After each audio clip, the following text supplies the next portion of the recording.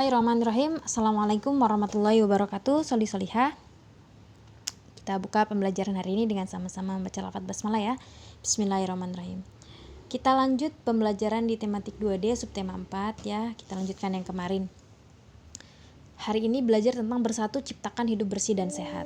Ya, jadi kalau kita mau menciptakan hidup yang bersih dan sehat itu harus bersatu. Nggak boleh cuma sendiri aja. Sama halnya dengan kita menjaga agar virus corona ini tidak menyebar, yaitu jangan cuma satu orang yang peduli ya, harus semuanya peduli.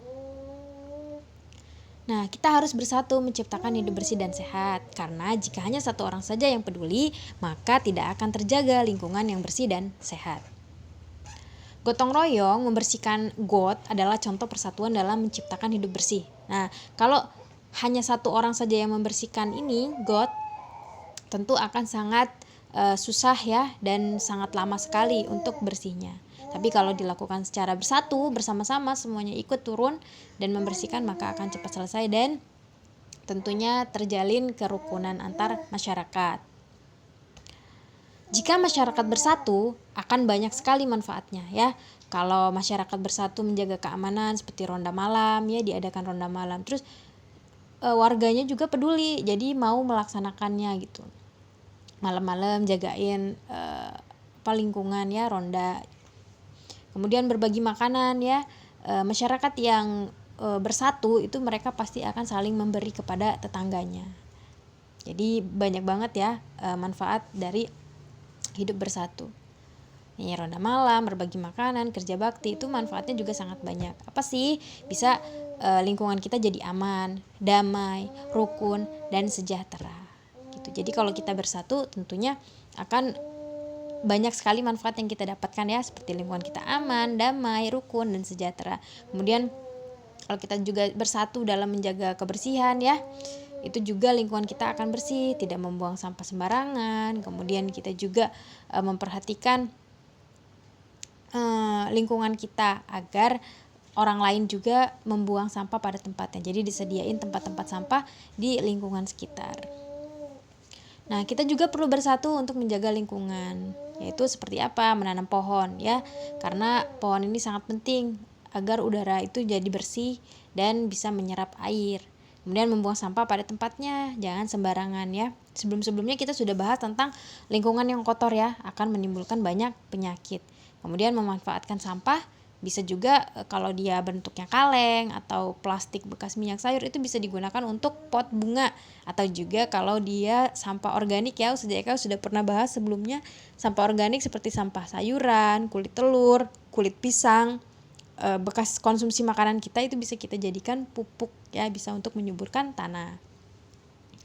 Nah, banyak banget benda yang berbentuk bangun ruang di sekitar kita. Saat antum bersih-bersih rumah mungkin ya, lingkungan rumah kan harus tetap dijaga ya, disapu, kemudian cucian kotor dicuci, dan yang lainnya agar rumah kita tetap bersih. Nah, pasti antum akan menemui banyak sekali benda berbentuk bangun ruang di sekitar kita ya.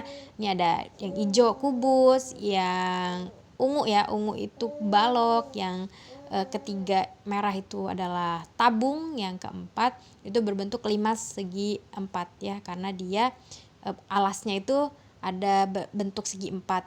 Nah, itu namanya, terus di atasnya kerucut. Nah, itu disebut dengan limas segi 4. Ya, ini nama-nama bangun ruang. Nah, kemudian kita juga ada bisa menghitung sisi ya, sisi dari bangun ruang. Kalau yang ini kubus, kalau kubus itu sisinya sama semuanya ukurannya ya.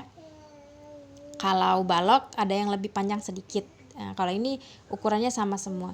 Nah, sisi itu tuh bisa antum lihat, ada yang warna hijau, terus ada warna pink, biru.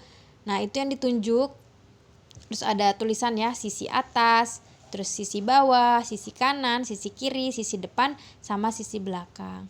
Nah, jadi untuk kubus dan balok ya, waktu itu Eka sudah pernah jelaskan di Zoom.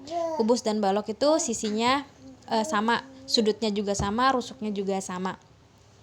Untuk sisinya itu ada berapa? 1, 2, 3, 4, 5, 6 ya. Sisi balok dan kubus itu ada 6 ya. Sisi itu nak, yang warna hijau itu ya, itu namanya sisi. Warna pink ya atas, warna biru yang di bagian bawah, di sebelah kiri dan sebelah kanan itu adalah sisinya. Kemudian untuk rusuk ya, rusuk itu garis. Garis-garis. Kayak seperti antum bisa lihat yaitu ada huruf A, B, C, D, E, F, G, H. Nah, dari huruf A ke B itu kan satu garis. Nah, itu disebut satu rusuk ya. A ke B 1, berarti kan B ke C 2, C ke D 3, A ke D 4. Nah, di bawah aja udah 4 tuh rusuknya. Terus A ke E 5, B ke F 6, E ke F 7 ya, sudah 7. Kemudian di atasnya lagi E ke H 8, H ke G 9, F ke G 10 ya.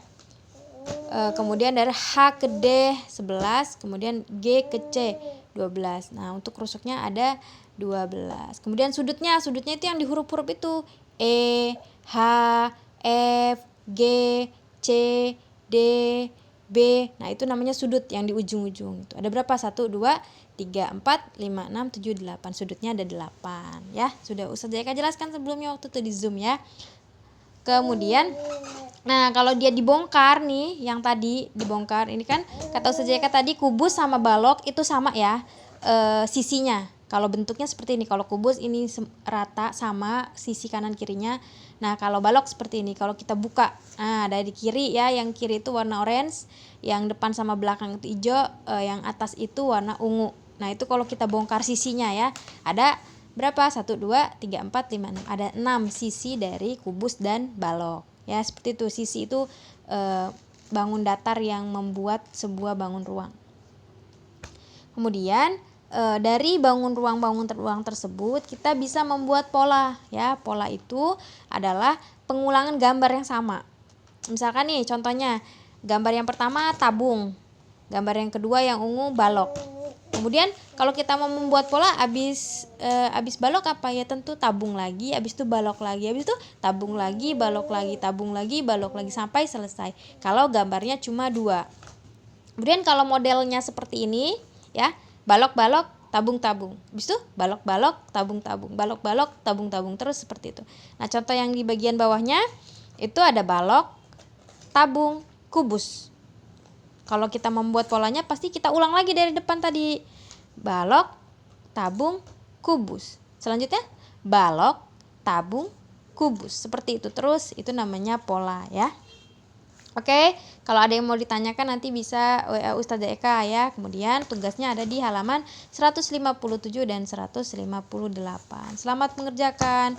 Kalau yang belum lihat video yang kemarin, lihat dulu ya, karena di halaman 157 dan 158 itu bisa mengerjakan dari materi yang sudah Ustazah Eka jelaskan kemarin. Ya, assalamualaikum warahmatullahi wabarakatuh.